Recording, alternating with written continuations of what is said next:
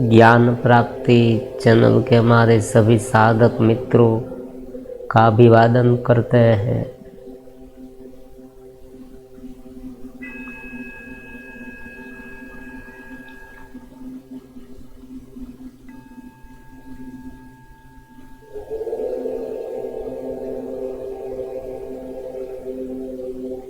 ये सहज रूप से अनुभव में आ सकता है, समझ में आ सकता है। ज्ञान का केवल 3 साधन है: श्रवण, केवल सुनने से। एक बार सुना कि मेरे स्वयं, मेरे भीतर और मैं आनंद हूँ। मैं हूँ का जो अनुभव चैतन्य मात्र है, निरतिशय चैतन्य है। ये बाहर जो है, बाहर क्या है? सबसे पहले बाहर देखो, हमारे शरीर के बाहर क्या है? शरीर के बाहर तो आप पूरी दुनिया को देखेंगे, ये शरीर के बाहर है। मकान है, आपके रिलेटिव्स है, ये सब साधन सामग्री है, पूरा देश है, गांव है, शहर है, क्या कुछ नहीं है। पूरा ब्रह्मांड आप बाहर देखते हैं, वास्तव में वो आप बाहर नहीं देखते हैं। यहीं पर अध्यात्म की शुरुआत होती है। हम ये समझते हैं कि हम बाहर देख रहे हैं,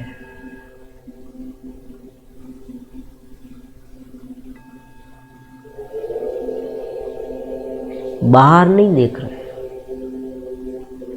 भीतर देखते हैं।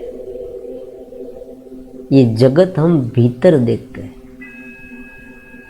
बाहर के जो संवेदन है दृश्य के, वो आंखों के माध्यम से हमारे नेत्र पटल पर पड़ते हैं। फिर मन रूपी जो कर्टेन है, उसमें सारा चित्र उत्पन्न होता है और स्मृतियों के आधार पर हम उसे रिकॉग्नाइज करते हैं कि ये क्या है। इस तरह से हम इसे देखते हैं।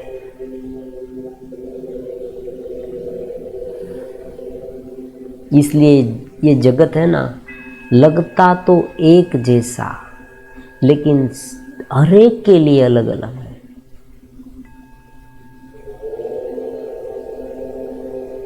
उनका कोई आदि भी नहीं, उनका कोई अंत भी नहीं। चैतन्य का केवल विलास है। चैतन्य में उत्पन्न हुआ, चैतन्य में अस्त हो जाएगा। उत्पन्न भी नहीं हुआ। देखो, जब पूर्ण रूप से जैसे जैसे आप उठते जाएंगे ऊपर,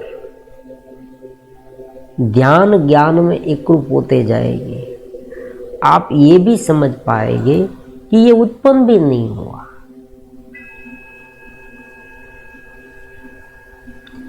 मन में एक परिकल्पना हुई और जगत उत्पन्न हुआ।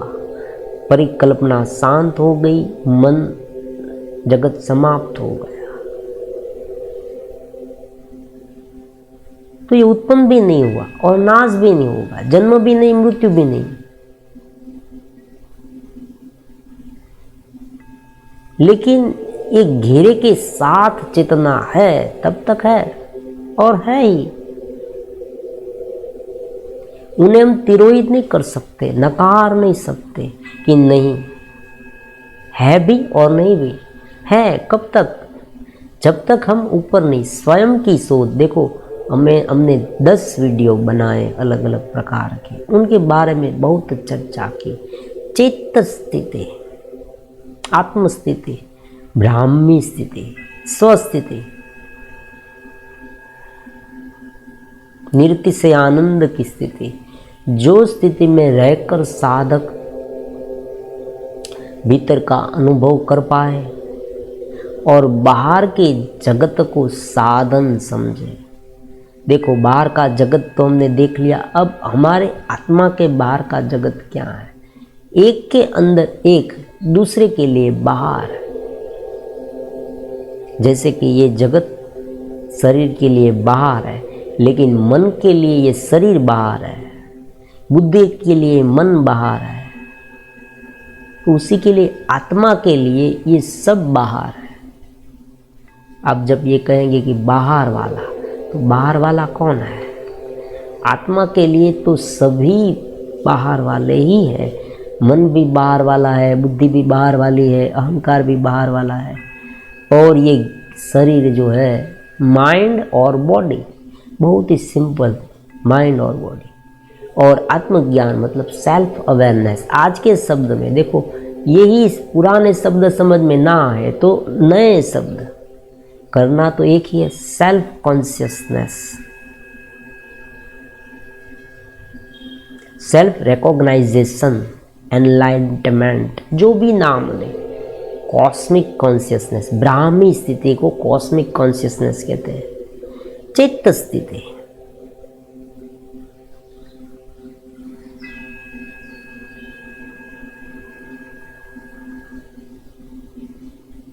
श्रवण से, श्रवण के बाद मनन से।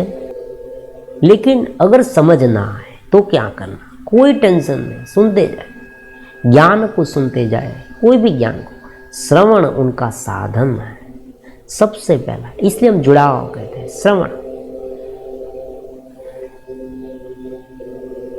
सबसे पहले कनेक्शन बनेगा, श्रवण, जुड़ाव जरूरी।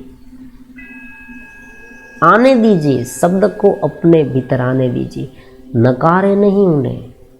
ईयरफोन लगाकर सुनना कंपलसरी है। शांति से सोफे पर बैठ जाए, शांति से बैठ जाए, कोई डिस्टर्ब ना करे इसे। मोबाइल भी एक और रख दे, सामने ना देखे तो चलेगा, केवल शब्द सुनते जाए। श्रवण से ही होगा श्रवण। फिर मनन आता है, सुना क्या है ये, थोड़ा समझना, उनका मनन करना। मैं आनंद हूं, तो मन कौन है? मन नहीं, मन बाह्य है। ये मनन हुआ। फिर उन्हें अपने जीवन में ढालना। जब भी कोई विचार आए तब समझ जाना कि भाई ये मन का है। टेंशन में अनुरुक्त नहीं होना। ये कब होगा? जब भीतर सर्किट डेवलप होगी।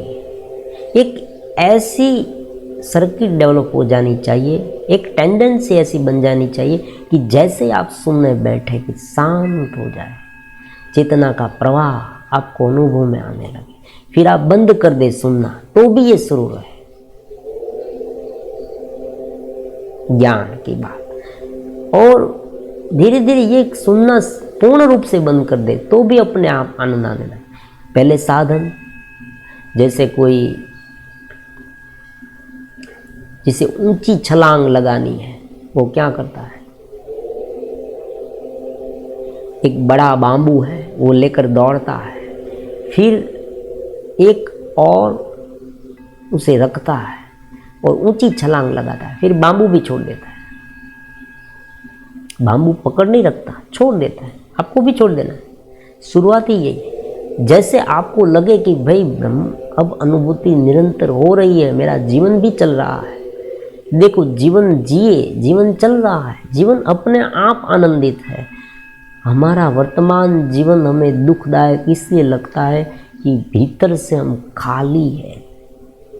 अगर भीतर का आनंद मिलने लगे ना तो बाह्य जीवन कुछ नहीं है, सामान्य है, सहज है, बहुत सहज है। नृत्य से आनंद आएगा। आप कोई भी कार्य करें, कर पाएंगे सहज रूप से, क्योंकि परमात्मा यहाँ कहते हैं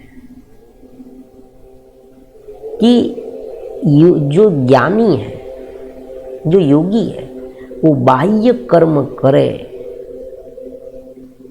अनासक्त भाव से अगर करे, मतलब अनासक्त भाव कभी देहात्म बुद्धि से पर हुए बिना हो ही नहीं सकता। ये बहुत मुश्किल है। देह की जो वासना है ना, अलोलुप्तवम, कब प्राप्त होगा आपको? विषय सामने आए व्यक्ति भड़क जाता है। वो कब होगा? जब सर्किट बनेगी ना, चित्त स्थिति बनेगी, भीतर एक चेतना का अनुभव होगा। सबसे पहले समझ आएगी, श्रवण, फिर उनका मनन करते रहेंगे। ये चीज ऐसी है, मजेदार चीज है कि उनसे आपको नींद आ जाए ऐसी बात नहीं होगी। अगर आप उनमें इंटरेस्ट, अगर आप उनमें वास्तव में मुमुक्षुत्व है तो, क्योंकि ये चेतना के प्रवाह को बढ़ा देगा। चेतना का प्रवाह तो मिल रहा है हमें, लेकिन बार बार विपरीतीकरण की स्थिति। देखो 3 प्रकार की सीरीज हम शुरू करने वाले। एक सीरीज तो हमने शुरू कर दी, बिगिनर्स साधना प्रारंभ, उसमें 10 वीडियो डाले। अब ज्ञान विधि आज से शुरू कर रहे हैं। ज्ञान विधि में क्या आएगा? विज्ञान भैरव तंत्र में जो साधक के लिए पॉसिबल है, सहज साधक के लिए, जो पूर्ण संन्यास लेकर चले गए हैं जंगल में और वो साधना करना चाहते हैं, तो उनकी पद्धति हो सकती है उग्र होगी, थोड़ी तीव्र होगी, क्योंकि भाई गुफा में रहते हैं। उनकी साधना पद्धति इतनी सरल नहीं होगी। गुरु दत्तात्रेय का जो पंथ है ना, उनमें जो संन्यास लेकर चले जाते हैं, बहुत पुरानी बात है। नाथ पद की जिसे उपाधि दी जाती थी, मचंद्र नाथ, गोरखनाथ, कनाफी नाथ, ऐसे निवृत्तिनाथ, ऐसे 9 नाथ है। उन्हें 12 वर्ष तक एक स्थान पर बैठकर, मतलब बीच बीच में खड़े होते, लेकिन केवल थोड़े समय के लिए, फिर से वहाँ बैठ जाना, और 12 साल तक उसे तपश्चर्या घोर करनी पड़ती। तो सन्यासियों के लिए, जो साधक सन्यास लेकर चले गए, उनके लिए जो तपश्चर्या है वो घोर होगी, और वो उन्हें ही दी जाती है। उनकी चर्चा इस तरह से नहीं होती। तो जो विधि हम कर पाते हैं और जो सहज रूप से की जा सकती है, ऐसी विधियां हम यहाँ पर प्रस्तुत करेंगे, उनकी चर्चा करें, सत्संग करेंगे उनके बारे में। प्राचीन ग्रंथ है, देखो बीच में थोड़ी सी काश्मीरी शैव संप्रदाय के बारे में हम बात कर ले, तो जिस तरह से वेदांत का एक पूरा संपुट तैयार किया गया है, और उनके अनुरूप अलग अलग प्रकार के पंडित हैं, महापुरुष हो गए हैं, शंकराचार्य, विद्यारण स्वामी, निशिलानंद जी महाराज, ऐसे तो बहुत सारे महापुरुष जो है, जो आचार्य है, उसने ये पूरी अद्वितीय सिद्धांत की थ्योरी समझाई श्रुतियों में से। बात कहाँ से आई? श्रुति में से। श्रुति मतलब उपनिषद, अलग अलग प्रकार के उपनिषद है। सबसे पहले वेद है, वेद में से जो श्रुति ग्रंथ है, जो गुरु और शिष्य दोनों के संवाद से उत्पन्न हुआ, सुनने से। केवल पहले के जमाने में क्षमता इतनी बड़ी थी कि केवल सुनने से ज्ञान हो जाता था, श्रवण करने से, और याद भी रह जाता था। लिखने की भी आवश्यकता नहीं रहती थी, क्योंकि बुद्धि जितनी शुद्ध हो, विषयों में जितनी अलिप्त न हो। देखो यहाँ इतना गहन है, अगर एक विषय पर पड़ जाएगी ना तो फिर से समय चला जाएगा। इसलिए उनके बारे में फिर बात करेंगे। ध्यान में ही बीच बीच में बात करेंगे कि जैसे विचार आते हैं तब क्या क्या होता है, उनके बारे में बाद वाले वीडियो में बात करेंगे। किस तरह से तन्मात्राएं काम करती है, 5 तन्मात्रा जो है वो कैसे काम करती है, संवेदनाएं हमें उत्पन्न होती है तब स्मृति में कैसे कन्वर्ट होती है, स्मृति के आधार पर जो जन्म मिलता है वो कैसे है, वो सब बात करेंगे धीरे धीरे धीरे धीरे। लेकिन मैंने कहा ना, जुड़ाव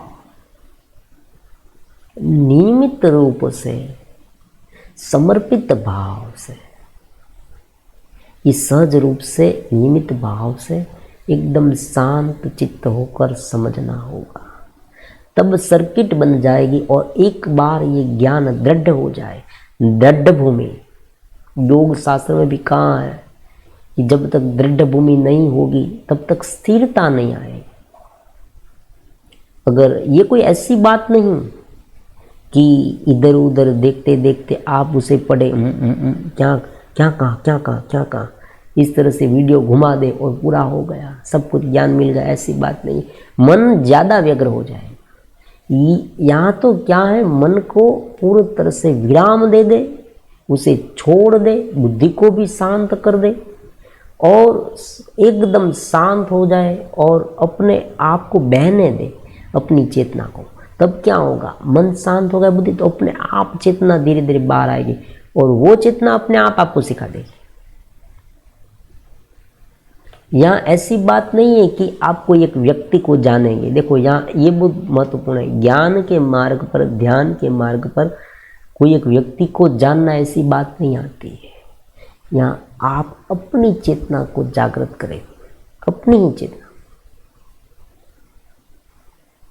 तो श्रुति ग्रंथ, फिर स्मृति ग्रंथ आए, तब उन्हें लिखने की आवश्यकता हो।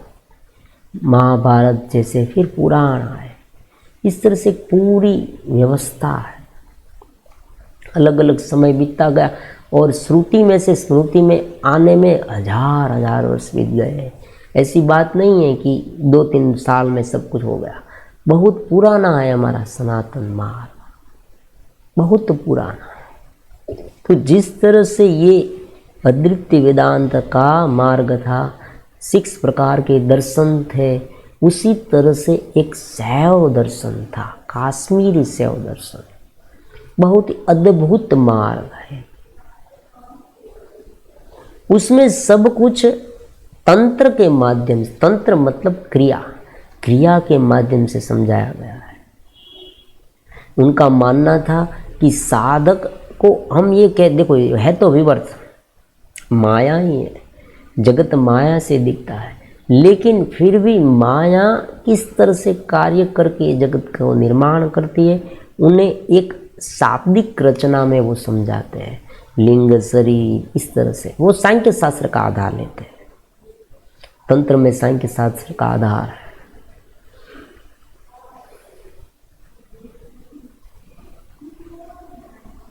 बहुत कुछ शब्द उनमें साम्य है, हालांकि शब्द अलग है। उनको 3 भाग में बांटा गया है। आगम, आगम शास्त्र, ये जो विज्ञान भैरव तंत्र, हम उनके बारे में अलग अलग विधियों के बारे में चर्चा करेंगे, तो ये आगम शास्त्र है। स्पंद शास्त्र, चैतन्य का विलास हुआ, उनका स्पंदन हुआ। कहाँ हुआ? चैतन्य में। ये बहुत नई बात है।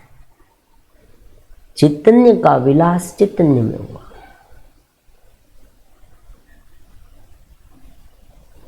चैतन्य उत्पन्न हुआ। आपने कहा चैतन्य उत्पन्न हुआ, लेकिन चैतन्य उत्पन्न कहाँ हुआ? चैतन्य उत्पन्न उनके भीतर हुआ, कहीं दूसरी जगह पर नहीं। क्योंकि उनकी पट्टभूमि, उनकी जो खेल की भूमि है ना, वो स्वयं है। वो स्वयं ही उनकी खेल की भूमि है। तो वो किस तरह से स्पंदित होता है जगत, एक उदाहरण के रूप से जल्दी से बता देते हैं। आत्मा है, चेतना, वो धीरे धीरे धीरे किस तरह से मन में, बुद्धि में, इंद्रियों में, शरीर में इस तरह से प्रविष्ट करती है, स्मृतियों में धीरे धीरे। और बाहर इतना बड़ा रंगमंच खड़ा कर दिया। रंगमंच खड़ा हुआ चैतन्य में, भीतर ही हुआ। इसलिए कहा ना कि जगत कहाँ दिखता है? हमारे भीतर। मान लीजिए कि आप अपनी आंखें बंद कर दे या कोई आपको एनेस्थीसिया का इंजेक्शन दे दे तो जगत आपको नहीं दिखाएगा। सभी लोगों को अगर ये इंजेक्शन लग गया तो किसी को जगत नहीं दिखाएगा। फिर आप जगत का वर्णन कौन करेगा? तो चैतन्य एक है। पूरा चैतन्य एक है और वही चैतन्य में जैसे सागर में अलग अलग जगह पर लहर है, एक बड़ा सागर है, कोई एक भाग में साइक्लोन आया, एक भाग शांत है, ऐसा हो सकता है। उसी तरह से ये पूरा चैतन्य है ना, उनमें कहीं लहर उठी, कहीं शांत हो गई, कहीं उठी, कहीं शांत हो गई। तो स्पंद कारिका, स्पंदन शास्त्र। फिर तीसरा है प्रतिभिज्ञा शास्त्र, पहचान करना, अपनी पहचान। उनका एक ही फंडा है, मैं शिव स्वरूप हूं, मैं ही शिव हूं, मैं चैतन्य हूं, मैं शिव हूं। जो वेदों का नाद है, जो उपनिषदों का नाद है, अहम ब्रह्मास्मि प्रज्ञान ब्रह्मम अयम आत्म ब्रह्मम, अयम आत्म ब्रह्मा तत्वमसि, ये 4 महावाक्य का जो सिंहनाद है कि मैं ब्रह्म हूँ, मैं स्वयं सेल्फ कॉन्शियसनेस। देखो हम बीच बीच में ये शब्द लाएंगे क्योंकि समझ में आए।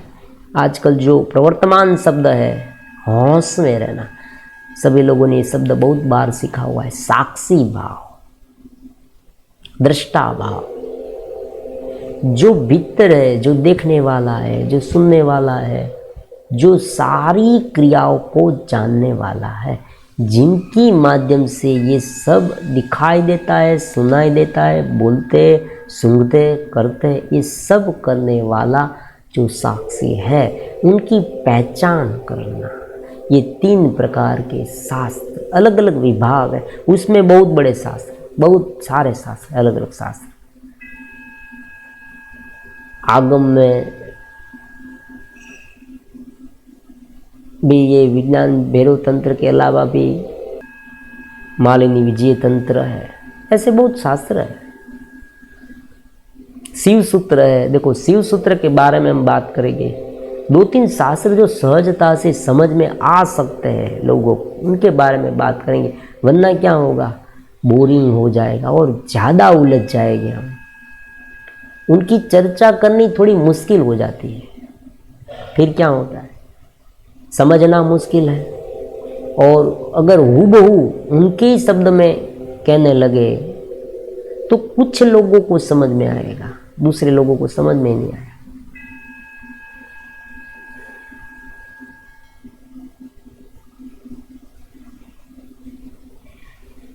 और जब एक से काम चलता है तो अनेक का क्या काम, शास्त्र वासना उत्पन्न हो जाएगी, अलग अलग अलग लेकर लेते रहेंगे, कुछ करेंगे नहीं तो क्या फायदा। चित्त स्थिति को उत्पन्न करना है, हमारे भीतर स्वतंत्र चेतना का अनुभव करना है, जुड़ना है, बस इतना ही एम है। फिर सब कुछ अपने आप होने वाला ही है। हम काम करते रहेंगे, हम जीवन जीते रहेंगे आनंद से, भीतर आनंद मिलने लगे, फिर तो क्या बात है यार।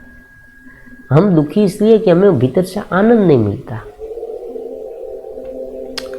तो विज्ञान भैरव तंत्र की अलग अलग विधियों में से सबसे एक आसान विधि प्राण की है। प्राण के आधार पर जो जो विधियां है वो पहले समझेंगे। दूसरी बात, ध्यान करना नहीं है, ध्यान में रहना है। ये बात बहुत ही समझपूर्वक कहीं पे लिख लें। हम बार बार बोलते हैं ध्यान करना, ध्यान करना नहीं, ध्यान कोई क्रिया नहीं, अपने को जानना। देखो यहाँ पर जो ध्यान हमारा ध्यान है, जो ध्यान की विधिया है, विज्ञान भैरव तंत्र स्वयं कहता है कि धीरे धीरे आप शून्य में जाओ, भैरवी स्थिति को प्राप्त करो। देखो विज्ञान भैरव तंत्र की शुरुआत कहाँ से होती है वो थोड़ा बहुत परिचय होना आवश्यक है, इसलिए हम इन शॉर्ट संक्षिप्त में बता देते हैं। देवी माँ पार्वती, भगवान भैरव, शंकर परमात्मा को पूछते हैं कि आपका स्वरूप कौन सा है। देखो ये प्रश्न बहुत ही उत्पन्न होने वाला है। हम अगर कोई व्यक्ति अध्यात्म के लिए समय निकालें। सबसे पहले तो ये बात बहुत महत्वपूर्ण है, थोड़ा समय पहले निकालें, क्योंकि आज कोई समय ही नहीं निकालता। थोड़ा जल्दी उठना, बीच बीच में कभी कभी समय मिल जाए तो अध्यात्म के बारे में समझना। कभी संडे की छुट्टी हो तब भी रात में समय निकाल कर, जैसे हम फिल्म के लिए, वेब सीरीज़ के लिए, व्हाट्सएप के लिए, फेसबुक के लिए, चैटिंग के लिए समय निकालते हैं ना, उसी तरह से समय निकालना हो। एक सहज उदाहरण ले लेते हैं। मैरिज हो जाने के बाद आप क्या करते हैं? अपनी वाइफ के साथ समय बिताते हैं ना, उसी तरह से ये जान लिया आत्मा है। ये क्रिया इतनी अद्भुत है, आनंद की है, ये उबाऊ नहीं है। कोई लोग ऐसा कहते हैं कि साधना का मार्ग है ना बहुत ही दुष्कर है। दुष्कर नहीं, दुष्कर इसलिए लगता है कि पुरानी आदत है, वो छूटती है तब मजा नहीं आता, उसमें इतना लिप्त हो गए। इसमें आनंद है, ये अनुभव से बताता,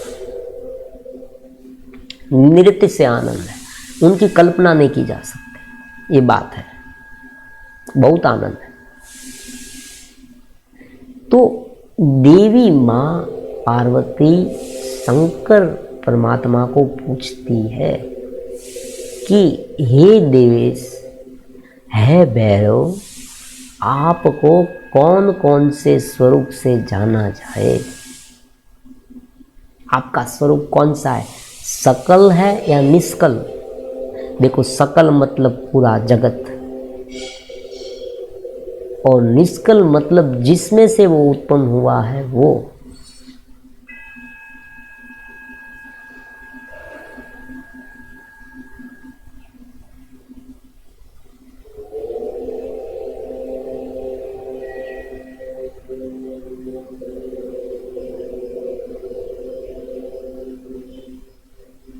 मिट्टी में से अलग अलग प्रकार के बर्तन बनते हैं, खिलौने बनते हैं। वहाँ आप जाए तो आपको मालूम पड़ेगा कि बहुत सारी मिट्टी बिना खिलौने के, बिना बर्तन के पड़ी है, और कुछ खिलौने तैयार हैं। आप क्या देखेंगे? ओह, ये सारी मिट्टी है, ये सारे खिलौने हैं। ये मिट्टी है और ये खिलौने हैं। खिलौने भी मिट्टी से ही बने हैं। और अगर खिलौने को नष्ट कर दिया जाए तो भी मिट्टी रहेगी।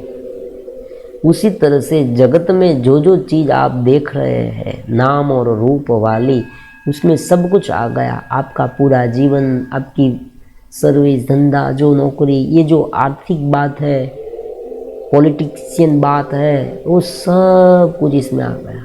और इसमें कोई नई बात भी नहीं है। जन्म होता है, मृत्यु होता है, जन्म होता है, और हम देख रहे हैं ये सब। व्यक्ति का जन्म होते हुए भी हम देखते हैं, उनकी मृत्यु होते हुए भी हम देखते हैं। ऐसी बात नहीं कोई नई बात कर दी जो हमारे सामने है। और हम एक ताज्जुब तो सबको होता है, सभी व्यक्ति ये बोलते भी हैं कि अरे देखो, सब कुछ छोड़कर चला गया, क्या ले गया साथ? उनसे अच्छा बर्ताव किया, वो उनके काम आया, ये हम कहते हैं।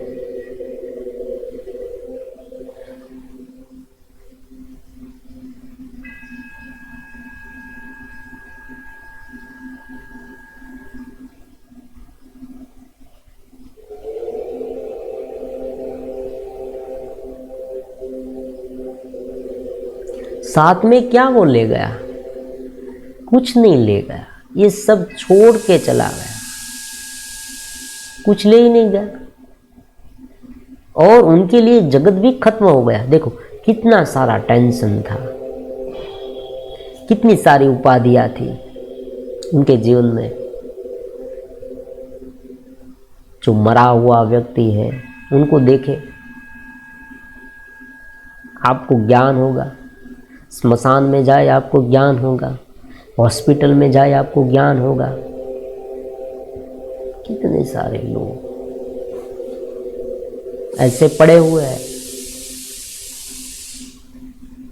और ये वास्तविकता, ये नग्न सत्य है। इनसे मुंह नहीं मोड़ा जा सकता। कोई अगर ये कह दे आंखें बंद करके और उनसे भाग जाए कि भी मैं वहाँ आऊँगा नहीं, ये तो बहुत डरावनी बात है, छूट नहीं सकता। वो कितना भी उनसे भागने की कोशिश करे, वो भाग नहीं सकता। बुढ़ापा इसीलिए किसी को पसंद नहीं, बाल एक सफ़ेद हो जाए व्यक्ति घबरा जाता है, अरे ये छूट जाएगा, मुझे छोड़कर जाना पड़ेगा।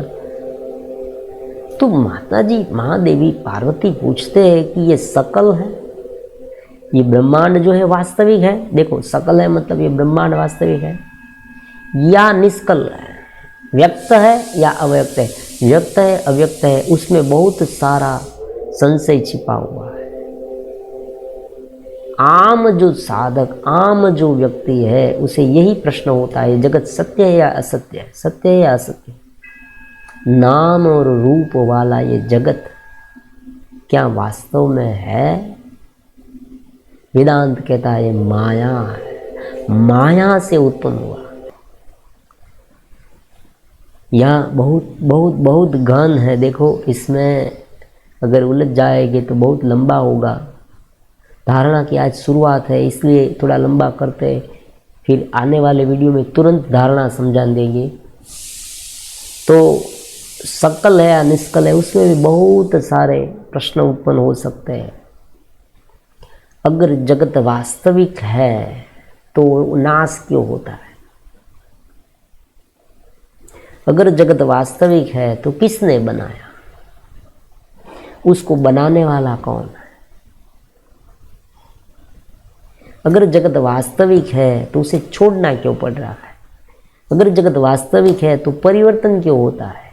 अगर जगत वास्तविक है तो पहले क्यों नहीं था?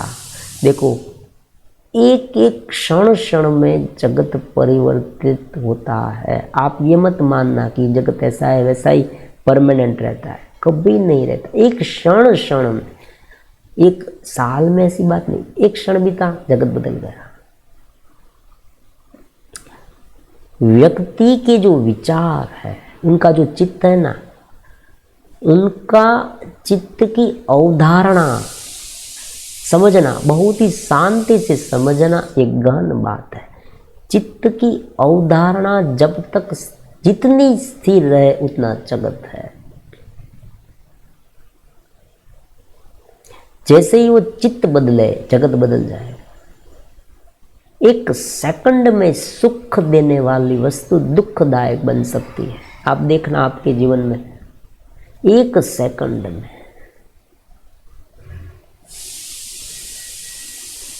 आप ये कहेंगे तुरंत कि हाँ ये हो सकता है। कोई एक यात्रिक है, वो यात्रा के लिए निकला है, 5 मिनट पहले तो वो खिलखिलाता था वो फैमिली, 5 मिनट तो क्या 2 मिनट के बाद एक एक्सीडेंट हुआ और पूरा वातावरण बदल गया।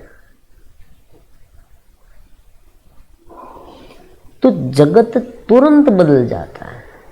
और सोच के मुताबिक भी जो चीज आपको अच्छी लगती थी वो क्षण में आपको बुरी लगने लगती है। ये भी हो सकता है। आपकी मान्यता बदल जाए, आपका देखने का नजरिया बदल जाए। तो उसी तरह से ज्ञान प्राप्ति भी क्षण में हो सकती है और नहीं होती 2000 जन्म के बाद भी नहीं होती। व्यक्ति इसलिए तो कहते हैं ना आज की जीवात्मा अनंत काल तक जन्म पुनरपि जन्मम पुनरपि मरणम पुनरपि जननी जठरे शयनम, ये क्यों कहा गया है? क्योंकि अगर ये ज्ञान नहीं सहज रूप से नहीं समझ में आया तो मन के चक्कर में रहेंगे। मुझे ये पसंद है, मुझे ये नहीं मिला, चलो दुख बहुत हुआ, अब आज मिल गया बहुत मजा आ गई, थोड़े दिन उसमें रममान रहो, फिर वही स्थिति शुरू रहे, ऐसा हम प्रयास करेंगे। यही जगत है, दूसरा कुछ जगत नहीं है। आप देखना इतने में जगत समाप्त हो जाता है। इंद्रिय गम्य, केवल इंद्रिय के कुछ विषय बस, और वो विषय भी कैसे परमानेंट रहने वाले नहीं। सभी लोग जानते हैं लेकिन अज्ञानवश हम भूल जाते हैं। क्यों भूल जाते हैं? क्योंकि जब जीव ये भुगतने लगता है ना, तब उनका बोधत्व नाश हो जाता है। अगर कोई व्यक्ति बुद्धत्व शुरू रख के भोगे तो वो साधन हो जाए। यही ज्ञान है, ज्ञान प्राप्ति का। दूसरा कोई फंडा नहीं है। चित्त स्थिति उत्पन्न हो जाए, स्वस्वरूप का आनंद थोड़ा बहुत मिलने लगे, फिर जीवन आनंदित हो जाए। जीवन रहे या ना रहे, परमात्मा भी कहते हैं ज्ञानी कर्म करे या ना करे, उनके लिए दोनों बराबर है, फिर भी उसे करना चाहिए। लोक संग्रह।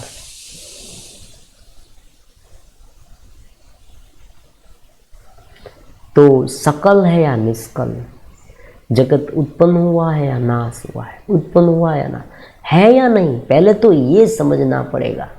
महादेवी पार्वती ये बताते हैं कि परमात्मा आप है तो जगत है या नहीं। तो भगवान उसे समझाते हैं कि ये जो जगत है वो वास्तव में तुम्हें दिख रहा है, वैसा नहीं है, और ये है भी, ये माया से है, ये एक प्रकार की चैतन्य की लीला है, अलग अलग कला है उनकी, चैतन्य का विस्तार है। चैतन्य चैतन्य में डांस कर रहा है, हम ये कह सकते हैं चैतन्य चैतन्य में डांस कर रहा है। उत्पन्न होता है नाश होता है, उत्पन्न होता है नाश होता है, वो अगर हम तिरोहित कर देंगे, क्योंकि अगर हम उसे एक समान देखेंगे ना तो हमें उत्पन्न होता ही नहीं, नाश भी नहीं होता। इसलिए कहते हैं बंध भी नहीं, मोक्ष भी नहीं। अगर बंध नहीं है वास्तविक तो मोक्ष कैसे हो? जब वो ऊपर उठ जाए जी, तब उसे ये पता चल जाएगा कि बंधन था ही नहीं। बंधन जो था वो केवल काल्पनिक था, मन के स्तर पर था। मन बदल गया, मन शांत हो गया, मन साधन हो गया, हमने उसमें से आपा हटा लिया, अपनी आसक्ति, अपना जो अपना अपनत्व है ना, मैं हूं का भाव, वो उसमें से हटा लिया। उनके साथ एक रूप हुए, वही अहंकार है, उनके साथ जुड़े वही अहंकार, उनमें से हम हट गए तो मन साधन बन गया। साधन की क्या अहमियत? हमारे पास तो इसने कितने साधन हैं, मोटर है, घर है, ये टीवी है, एयर कंडीशन है, साइकिल, स्कूटर, ये सब साधन है। वो उनका यूज करते हैं, इस तरह से इसका यूज करते हैं।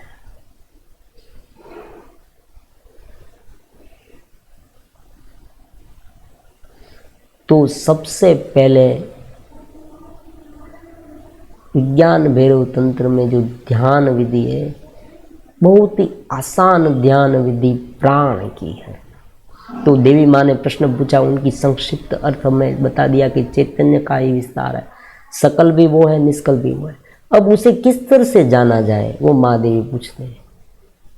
भगवान शिव बताते हैं कि मैं ऐसी ऐसी विधि आपको बताता हूँ कि जिनसे मेरी अभिव्यक्ति का आभास हो,